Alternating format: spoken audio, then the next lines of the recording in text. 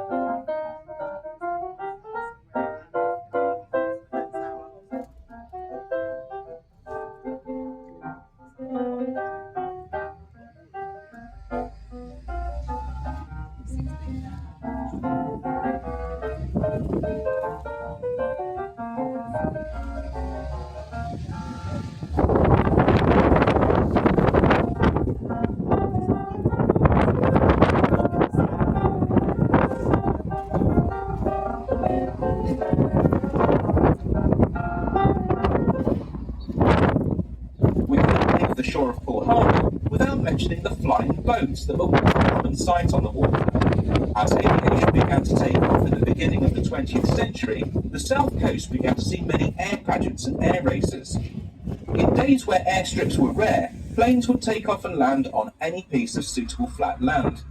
Indeed, in 1910, Charles Rolls, who started the Rolls-Royce company, was the first Briton to be killed in a powered flight accident when his plane crashed on such a piece of land at Hengistbury Head, to the east of Bournemouth. During the 1930s, large flying boats were developed that would open up new routes to destinations without adequate facilities to land the conventional plane.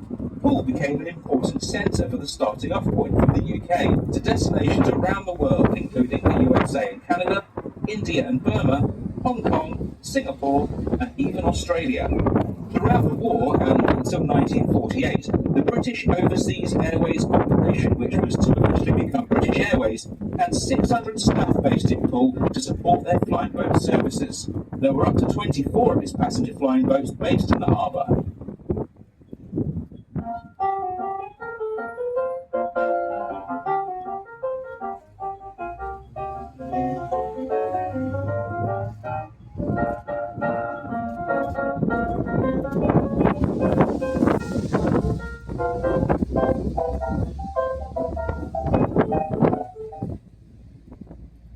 Not far away was the factory of the famous Poole pie manufacturer Miller's.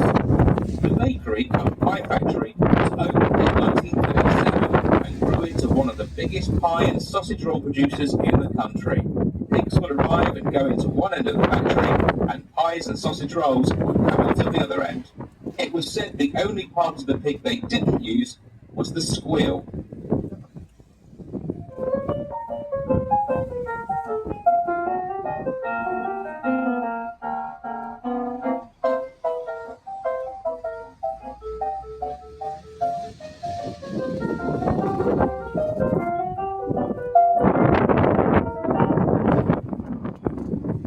Poole Hospital to your left is the main hospital for the area, with a busy accident and emergency department and specialist maternity suite.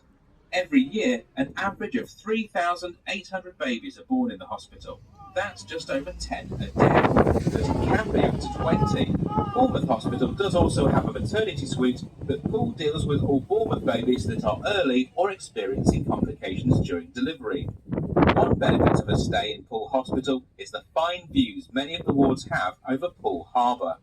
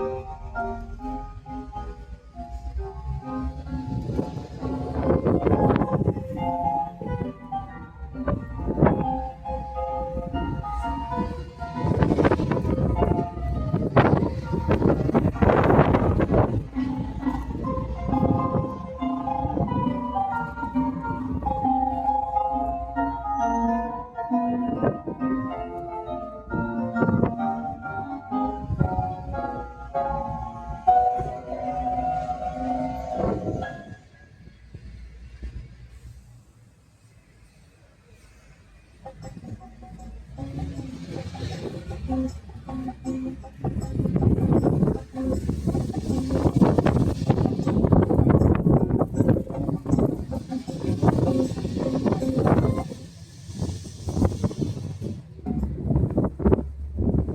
we make our way towards Bournemouth, we pass through Parkstone. There are two parts to this area, Upper Parkstone at the top of the hill and Lower Parkstone, which is much closer to sea level.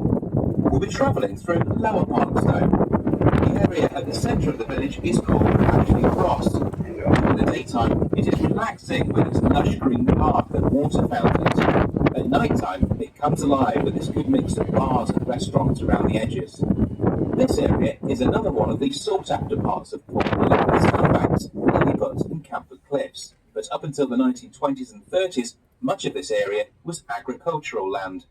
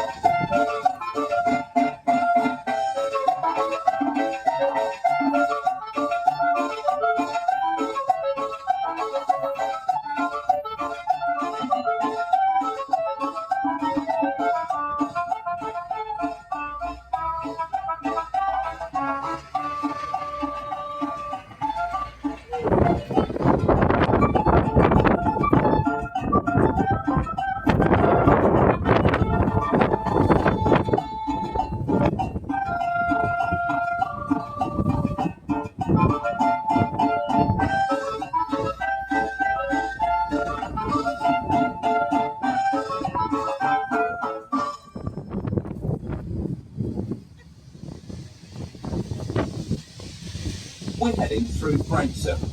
Until the late 19th century, the area was mainly unbuilt heath and woodlands. With the development and growth of nearby Bournemouth, the area became popular as a place to live. With the development of the railways, Branksome continued to grow, served by the new Victorian line between Wimborne, Poole and Bournemouth. Branksome railway station, which still serves the area today, helped encourage massive growth in the early 20th century. The area became an official suburb of Poole in the 1960s, and by the 1980s, almost all open areas of Branksome were built upon. One notable resident of Branksome was Lord Ventry, the airship pioneer.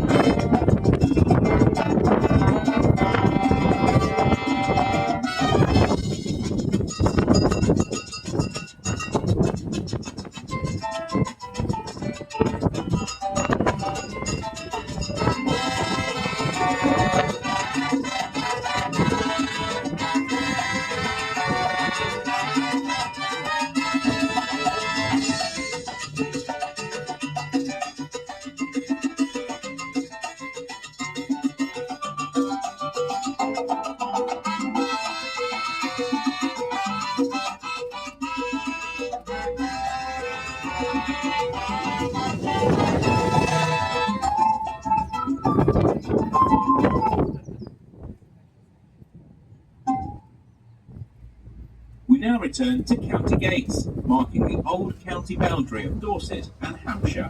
The large building in the centre of the roundabout is the headquarters of LV, formerly Liverpool Victoria.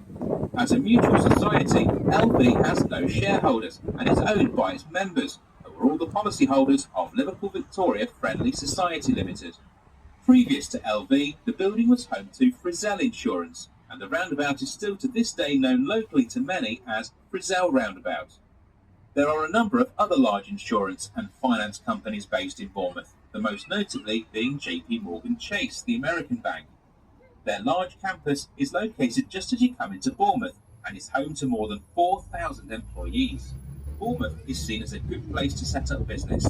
One of the key benefits is that when recruiting regionally, nationally, or even internationally, it is seen as being a great place to come and live for prospective employees.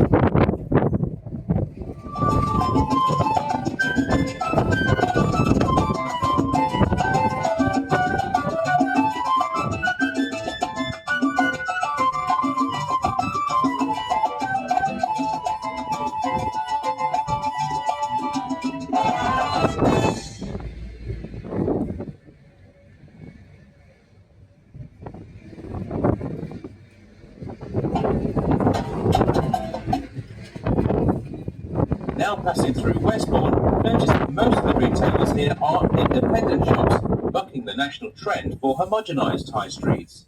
An affluent area, many of the shops offer a superior range of luxury goods to suit the local clientele. To your right is the glass-roofed Westbourne Arcade, which hosts, amongst other things, a private cinema. To your left, spot the Tesco's local, hidden in an old church, and look at the impressive facade of the bingo hall, once the Grand Cinema.